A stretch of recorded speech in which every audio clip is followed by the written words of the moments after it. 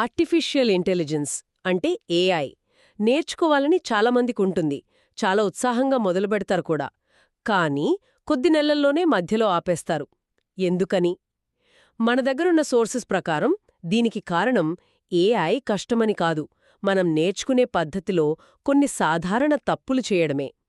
ఈ రోజు మనం ఆ తప్పులేంటో, వాటిని ఎలా సరిదిద్దుకోవాలో కొంచెం లోతుగా చర్చిద్దాం. సరే, మన సోర్సెస్ పదే పదే చెప్పే మొదటి అతిపెద్ద తప్పుతో మొదలుపెడదాం. అదేంటంటే, పునాదులు లేకుండా నేరుగా డీప్ లెర్నింగ్ లాంటి పెద్ద టాపిక్స్లోకి దూకేయడం. ఇది వినడానికి చాలా బావుంటుంది, కాని నిజంగా ఇది అంత పెద్ద పొరపాటా? ఖచ్చితంగా. చాలా పెద్ద పొరపాటు. ఎందుకంటే ఆ పునాదులు లేకుండా అంత గందరగోళంగా ఉంటుంది. ఉదాహరణకి AI, machine learning, deep learning వీటికి మధ్య తేడా తెలియాలి. అంటే ఏఐ అనేది ఒక పెద్ద కాన్సెప్ట్ అనుకుంటే, మెషీన్ లెర్నింగ్ దానిలో ఒక భాగం. అంటే అనుభవం నుంచి నేర్చుకోవడం. ఆ మెషీన్ లెర్నింగ్ లోపల ఒక ప్రత్యేకమైన పద్ధతే డీప్ లెర్నింగ్. ఓ, అంటే ఒకటి లోపల మరొకటి అన్నమాట. అవును. ఈ బేసిక్ క్లారిటీ లేకపోతే ప్రతి సమస్యకు డీప్ లెర్నింగ్ వాడటానికి చూస్తారు. అది కరెక్ట్ కాదు గదా. నిజమే. అంటే పునాదులు వదిలేయడం ఒక సమస్య అయితే, దీనికి కనెక్ట్ అయిన మరో పెద్ద తప్పు కూడా ఉంది: గణితాన్ని తేలిగ్గా తీసుకోవడం. కరెక్ట్. ఏఐ అంటే కోడింగ్ మాత్రమే అని చాలామంది అనుకుంటారు. అది చాలా పెద్ద అపోహ. అంటే లీనియర్ ఆల్జీబ్రా, ప్రాబబిలిటీ, స్టాటిస్టిక్స్ ఇవి లేకుండా అసలు మోడల్స్ ఎలా పనిచేస్తాయో అర్థం కాదు. ఇక్కడే నాకొక చిన్న సందేహం. చాలామంది గణితం అవసరం లేదు, లైబ్రరీ వాడితే చాలు అంటారు కదా. అది సగం నిజం మాత్రమే.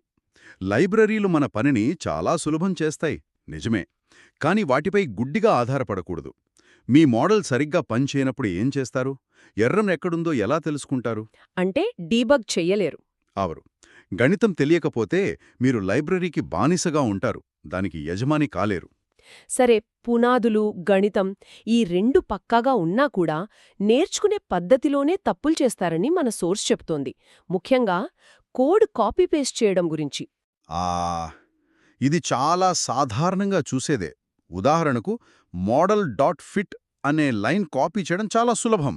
హ్మ్, కానీ ఆ పాయింట్ ఫిట్ వెనక ఏం జరుగుతోంది? ఒక ఎర్రర్ వస్తే దాన్ని ఎలా పరిష్కరించాలి?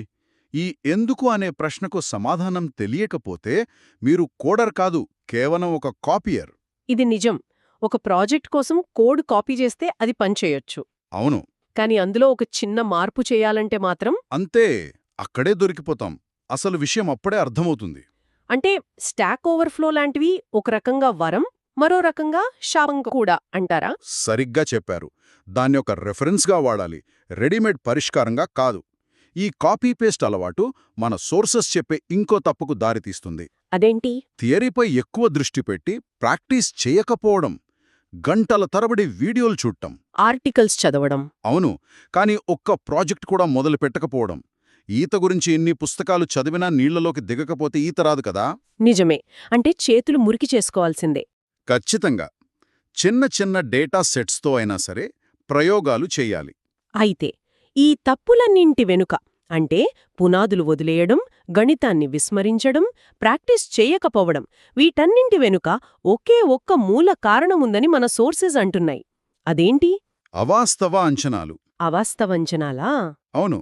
2 నెలల్లో ఏఐ నేర్చుకోవాలి, లక్షల్లో జీతం సంపాదించాలి అనే ఆలోచన.